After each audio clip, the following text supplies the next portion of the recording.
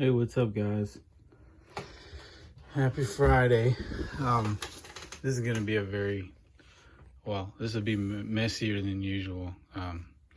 It's been a busy week at work, and I didn't get a chance to clean up my junk here.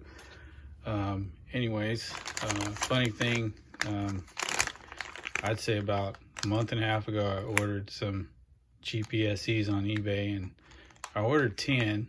And they weren't very expensive, man. Maybe like $10, $12 a piece. But a couple weeks later, I'd say about 3 of them showed up. But then, I ordered 10. So, I contacted the seller, and they said, oh, my bad. They said, just be patient. We'll send some more and blah, blah, blah. Please don't leave negative feedback and all that. And I waited probably 2-3 more weeks, never heard anything. So I went ahead and left the negative feedback, and then here you go. A week later, 7 more ESCs show up. So I didn't expect them, man. Unfortunately, it's a little late on eBay. They don't really give you a chance to undo that sort of thing. So my bad, whoever you are. If you're watching this, I apologize for being a jerk. And thanks for the ESCs that I ordered anyhow. Man, you just can't, I know those are not good ESCs or anything, but $10 a piece, dude. This guy had a couple videos about, still one of my favorite cars. Got this guy recently. Well, it came today, but it's supposed to be a new chassis, and it's got some marks all over it, but it doesn't look like it's ever had screws in it, because the one on here is pretty gnarly. Nothing damaged with it. Well, there is some stuff inside that's got a little beat up, but that thing's been run on the street and some rocks, obviously. So I thought that one looked a little nicer for $12. Why not? But one thing I kind of overlooked is that I don't have a new battery door to go with it. So that's probably gonna have to wait until I got a new battery door. Also, I had borrowed that little slipper unit for the 4-wheel drive RC10. I found another one, so I took that one back off and put this on here and installed that Trinity Monster horsepower that came on the Kyosho, what was it? Turbo Optima Mid SE, I think that's right. And put the new wires on there, and that thing runs like a champ. So Cosmo is coming back to life. Still need some new front tires. These tires just feel like you could just literally tear them right off the wheel, though they're not really showing cracks. Anyway, they're all right. They'll do. Next thing I've been working on, I don't think I showed this. I don't know if any of you guys will recognize those parts. You might recognize this. Anyways, that's a pretty typical, pardon me, Hobo gear diff. And that is out of, excuse me, it's gonna make you dizzy. My room, dude, don't laugh. My room is a total nightmare. That's out of this little puppy here. It's in really, I guess I'm gonna steal Keith's term here, it's sweaty for sure. The deal was, I was just gonna throw some bearings here and there. I already replaced these. It just had all bushings everywhere. I put bearings in the front wheels. Those were about to fall off, really. I gotta sort out some issue with the little servo saver there. It probably broke, but yeah, you can see the little spring popped off. And I need to straighten up that front shock there. But the rear here is sorted. I took the bushings out at the wheels. Well, they literally fell out, and when I slid the little out drive out of the bushings, they were already cracked and they just fell out. The wheels were just wobbling. No way that thing would have actually run. And so I pulled, while I was trying to tighten one of the wheels, I put my finger down on the dog bone that used to be in there, and I'll show you what happened there. The rear gearbox just cracked. I don't know if this is the side. Oh yeah, this is the side. You can see the crack running along there. So I put my thumb on the dog bone and this thing just cracked. So it was about to come off the side of the gearbox, and that holds the bearing on one side. So anyhow, these tabs here had cracked too. They're super glued back on right now. Did I mention it's a Hobo Bearcat? This is, anyhow. So I went ahead and got the dimensions for everything, drew it up. It's getting printed at Shapeways right now. I got it in that Acu resin or something, whatever, white SLA resin. Supposed to be pretty strong, so we'll see. Hopefully I didn't screw anything up, and we'll get the rest of the gearbox next week, and I'll show you guys the final result. I just like that little car, and I think it's missing the Lexan body. It's got a old Tamiya motor in there. I think I'm gonna throw this little beauty queen in there. Stock motor, is nothing fancy about it. Just like that label B&R Aces. But anyhow, so that's the Hobo Bearcat and the Cosmo. One second here. So this next guy, oh well, yeah, I guess here, we'll come over here. Probably saw that. That's a Kyosho MP5, Inferno MP5. It's really in pretty decent shape overall.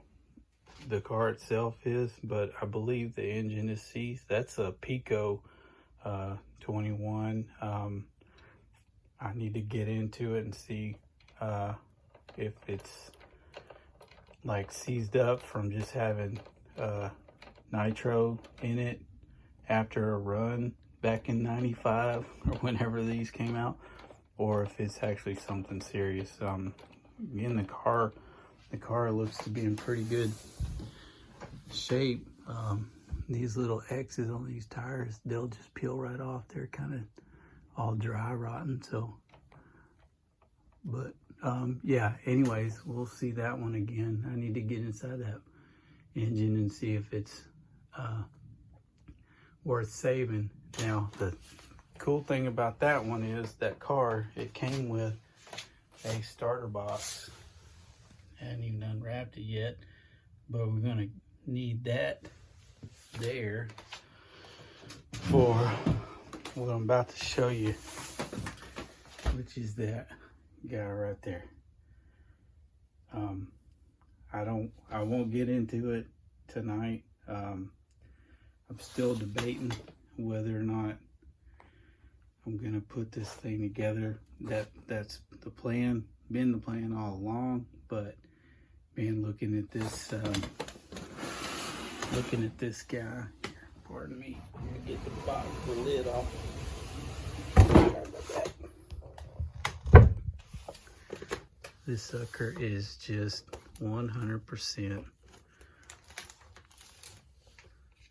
new in box, and like I say, my plan, this is the car I've been waiting on for over 2 months. My plan all along has been to build this. You know, I got an engine for it. Still trying to sort out a pipe, the right pipe. Any pipe, you know, for a 21 can really go on there, but I like to have the one you're supposed to have.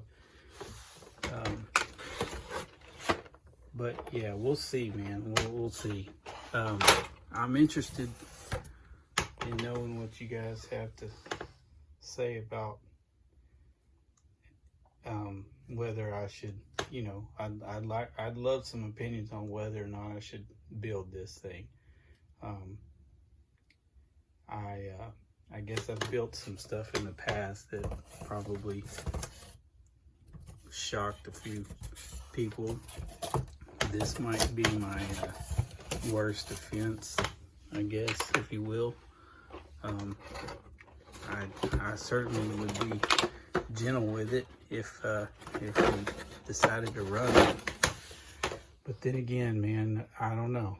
This might be highly offensive to, especially because I'm not that good at building cars in the first place. I mean, I'll get it done, but I don't know. Yeah, so that's the 8th scale Kyosho. It's literally the same car as a Vanning. Sorry about that. It just doesn't have a roll cage like the Vanning. For whatever reason, this one was always the one I was drawn to, and mostly for that picture right there. Like, I mean, that looks like it's hauling ass, dude. Like, if you're zoomed in on that picture, like, that almost looks like a video. I don't know. That's the coolest picture of an RC car I've ever seen, I think. Yeah, and you can see it's got the old style, I guess, uprights that only had, I guess it was pretty typical back in the early days to only have one single bearing supporting that outdrive, which, you know, you really don't see that anymore for obvious reasons. But apparently, I mean, these are heavy duty and all that, but seems like they're a little loosey-goosey. There's a lot of parts that look like they should be, I guess I wouldn't say bracketed, but have more supports on them than they actually do. But again, I never had one of these. I did see one when I was a little guy, and I think it was the Vanning. It had the roll cage on it. It was a red one. It was the kid that whose mom and dad owned a laundromat and a arcade that my mom bought a Kyosho Assault from, which was my first car, and they had a nice Vanning, and he also had a Rocky, just a standard Rocky that we ended up buying off of him later on. But anyhow, yeah, this one's super nostalgic, even though I didn't own one as a kid. I'm really looking forward to getting into this, unless I get my wits about me and talk myself out of this. But yeah, that's what's coming up. I guess the very next thing will be hopefully to get the parts for that little Hobo Bearcat, and we'll get that one on the road for a run.